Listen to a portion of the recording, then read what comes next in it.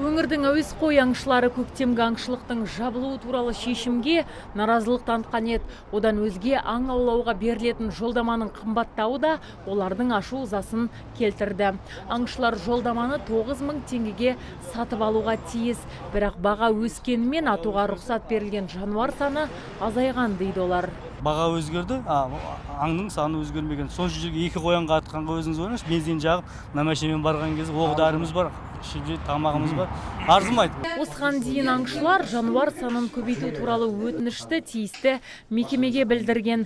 Жауапты мамандар бұл мәселені қолға аламыз дегенімен ештеңе өзгермеген дейді олар. Тәңірберген Жұмағали мырзаның сөзінше ереженің кейбір тармақтары оның аң аулауына қиындық туғызуда. Аңға шығатын жерлерімізде дарияның екі жақ беті болатын болса, қазір мысалы 2 километр екі жаққа қарай рұқсат жоқ. Солдың өзі де бізге ауыр тиіп отыр мысалы. Біз барған кезде мысалы далалы жерден біз қырғауыл таба алмаймыз.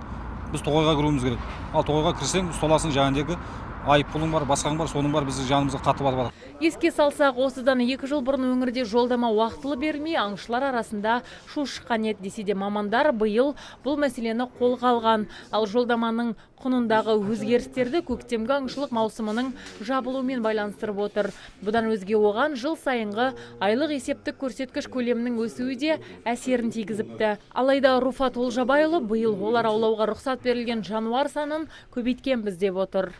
Учитывая это весенней охоты, у нас көктемгі аңшылықтың болмауы бір себеп. Айлық есептік көрсеткіш жыл сайын көтеріледі. Тіпті біз жануар санында қостық. Енді бір жолдама ішіне 6 үйрек, 4 қасқалдақ, 2 қаз, 5 кептер, 2 бөдене, 3 шіл, 2 қоян және 1 қырғауыл аулау рұқсаты кіреді.